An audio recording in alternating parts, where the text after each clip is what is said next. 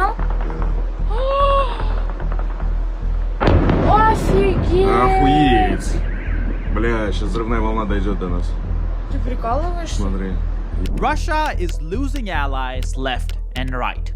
The latest betrayal comes from the Middle East, where three energy heavyweights, Saudi Arabia, Egypt, and the UAE, just snubbed Vladimir Putin by refusing to attend his most important summit. This forced the Kremlin to cancel the Russia-Arab conference just days before it was supposed to take place. But the embarrassment did not stop there. As Russia's influence around the world collapses, Saudi Arabia just boosted oil production, sinking global prices and costing Putin billions in revenue. This is a deliberate strategic counterattack that has plunged Russia's oil revenues by 21% year on year. Putin's war is now facing a desperate problem. Russia can only survive by offering sweet discount on its oil. But this is an offer the Russian economy cannot afford. The moment has come, the war is coming home, and Putin's diplomatic empire is beginning to crumble. The situation is so bad that Russian officials are publicly complaining about not being invited to important summits. I don't think I have ever seen a country do that.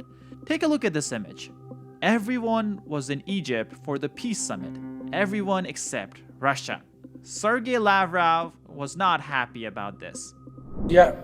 I can only note that the invitations were sent by the summit hosts. I looked again at the list of countries participating in the Peace Summit in Sharm el-Sheikh today. There are more than 20 countries at various levels, at the level of leaders, ministers, and even at the level of embassies. Why is Russia not participating in this summit, even though Russia has always played an important mediating role in this conflict within the framework of the Quartet, and even in the current conflicting bilateral relations with Israel and Hamas, and has had a positive role in the release of some hostages? Why is Russia not in Sharm el-Sheikh today? Нет в Шарм-эль-Шейхе.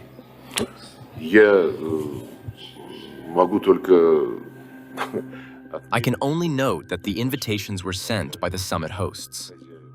The invitation was sent by, this is the Egyptian leadership, which, as reported, coordinated its actions with other Arab initiators, but above all with the United States. But you see, this was nothing compared to world leaders just not replying to your text, or your invitation. Back in April, Putin first announced the plans for Arab-Russia conference. Kremlin had hoped that this would be this year's most important foreign policy initiative. It was intended to signal to the United States and the West that Russia still has support across the Middle East. The event was supposed to boost Putin's standing in the region. As many of you guys may know, Russia's influence is kind of fading in that area. Its economy, its military, and even its diplomatic bandwidth has been all consumed because of the Ukrainian invasion. We saw this in real time when Russian-supported Syrian dictator Bashar al-Assad fell in just 9 days. We saw this once again when Iran asked Russia for more air defenses during the 12-day war, and Russia just refused. I'm guessing Putin didn't have any extra to spare. As if this all wasn't bad enough. All the while Russian influence was fading in the region, Putin saw the United States and China expand their role and deepen their foothold. This is exactly why Putin made such a big deal out of this Russia-Arab conference when he announced it back in April. According to Kremlin, they had invited 22 Arab leaders. This included leaders of organizations that represent Arab countries and also leaders of the countries themselves. The goal was to discuss peace, stability, and security.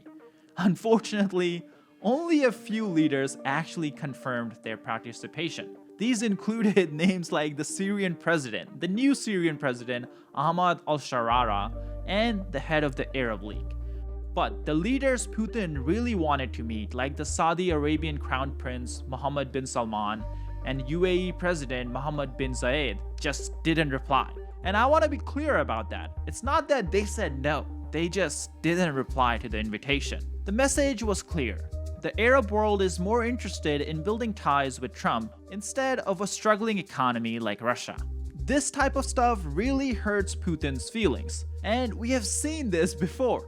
this is where I want to take a quick detour to tell you guys about something that happened in 2017, Trump's first term. He publicly announced that he's pulling US out of this INF treaty, Intermediate Range Nuclear Force Treaty.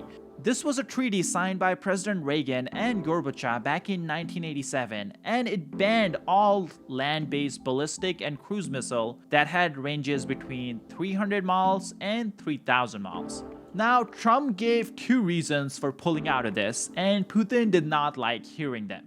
First, he said, hey, Russia is already violating this treaty, so we're gonna pull out anyway. But the second reason was what really hurt Putin. Trump said China is not in this treaty, and that means they can do all this stuff that we're not doing because we have signed this treaty with Russia. And then Trump said that China is the real country we're competing with. We don't care about what Russia is doing. And that's something Putin did not want to hear.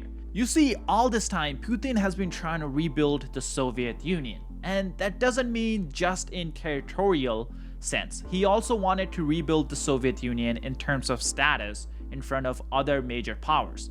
That means he wants a say in every major decision, and he wants a seat at every important table. When Trump publicly said that US doesn't really care about Russia, it really hurt his ego, and the same thing is happening again. When he was not invited to the peace summit, and when Arab leaders just did not reply to him. It hurts that little ego Putin has, and it makes him realize that Russia is really just Nigeria with nukes. But anyways, this is still nothing compared to what Saudi did next.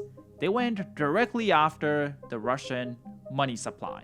And I'm also going to ask Saudi Arabia and OPEC to bring down the cost of oil. You got to bring it down, which frankly, I'm surprised they didn't do before the election. That didn't show a lot of love by them not doing it. I was a little surprised by that.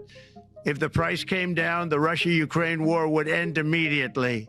Right now, the price is high enough that that war will continue. You got to bring down the oil price. You got to end that war. OPEC has announced that it will be boosting its oil production. That is a great news for everyone who buys oil, but it's not good news for Russia. That's because you see, Russia doesn't just sell oil. It's like the air they breathe. That's the only thing keeping the economy alive. Take a look at the chart on your screen. The crude oil prices have already been going down all this year. As of my recording at 11 p.m. Houston time, they are under $60. This is already bad enough for Russia, but the Russian oil actually trades a lot lower than the regular oil. That's because Russia is sanctioned. That means they have to offer discounts to convince countries like China, India, and Turkey to buy their oil. Well, that discount is really starting to hurt. In some places, the price of Russian oil is already below $50 per barrel. This is where it's also important to point out that it's costing Russia roughly $40 to $45 per barrel to just pump the oil out of the ground. That means if the oil prices continue falling, Putin will soon have to decide to just stop pumping oil because he will be losing money for every barrel he pumps out. But already, this drop in oil price is a huge problem for the Russian parliament, which is trying to figure out some magical accounting trick to create a new budget that keeps this invasion going. 30% of Russia's federal budget comes straight from its oil and gas revenues, and in the last few months, those revenues are really taking a nosedive. In month of October, it was down 21% year on year. That's 1/5. That's something Putin cannot afford while he's trying to get more land in Ukraine. In fact, the situation with the budget is getting so bad that in some regions in Russia, they're already facing food shortages and public transportation is not working. Putin is just not paying people who are working for the government. If this continues, all the bots in our comments who defend Russia every single day will disappear. And trust me when I say this from the bottom of my heart, you guys will not be missed. We have already seen mass layoffs in Russia, and from the looks of it, they will continue for the foreseeable future. That's because you see all these refineries that Ukrainian drones are hitting? Well, according to Russian government themselves, it might take them till June 2026 to actually repair some of these. That's a huge problem considering 1/3 of Russian refineries have already been damaged by Ukraine. The reason it's going to take them so long is because, you see, these refineries were built using Western parts and Western companies. Now that Russia is under sanctions, it's having a very hard time to get those replacement parts. And it cannot just go to Temu.com and get some cheap knockoff, because you can't do that with refineries apparently. So to make up for this lost revenue, let's call it, Putin is raising taxes on Russians. That's something we have covered multiple times. But Russians are not happy about those taxes. He has raised the VAT tax to 22%. That's like the sales tax. So imagine you're buying something and more than 1/5 of the price is just taxes. And on top of that, he has increased the number of small businesses who will have to pay taxes. And they're not happy about it. Just look at this clip. Я в шоке пребываю. I am shocked by the good news. For an hour, I was practically talking to my accountant about changes in our tax system. Many of you have probably heard that VAT rates are going up. As soon as I start talking about it, immediately tears come down because besides increasing the rate of NDS, we face a ban on all special taxes, the abolition of all special tax regimes. These are patents, interest rates at which we cannot yet be payers, on which we may not yet be VAT payers. The size of these rates is reduced from 60 million per year up to 10 million. While this sounds very global, you know, millions, when calculated per month, it's a very modest sum. This means that a huge number of entrepreneurs, they work honestly, earn their living through honest labor, Которые честно работают, зарабатывают своим трудом, честным трудом, стараются and делать strive to качественно. produce high-quality products. Very soon, we won't have the opportunity to do that, because finding an extra 150 to 200,000 rubles a month for an entrepreneur like me is simply impossible. It's just unrealistic. I don't know where these figures come from. I don't understand why those in government believe this is fair, and that we can somehow earn enough to cover that amount. We cannot. The law has not yet been passed. It is currently in reading, and the government is watching the reaction and assesses possible risks. So, here's my reaction. And the risk is very simple, to be left without a segment of good small businesses which creates quality products. We all risk going extinct like dinosaurs. Simply because we'll no longer be needed, most of us will simply close down. In fact, what's being proposed to me now is to work, and for that, trade is too sophisticated and complicated a method. We are absolutely ordinary people. Способ. Мы абсолютно Funny as it sounds, I used to wear this same skirt when I was still married, and I've been divorced for 6 years now. I bought the lowest quality apartment on a mortgage, and I'm paying it off regularly because large companies can afford to sell poor quality products for a lot of money, while small businesses can't. за большие деньги. Малый бизнес себе позволить такого не может. That's all the update I have for you guys. If you enjoy these videos, please be sure to hit the like and subscribe button down below. And we're trying to hit 2 million subscribers before the end of the year. So if you haven't subscribed, please subscribe.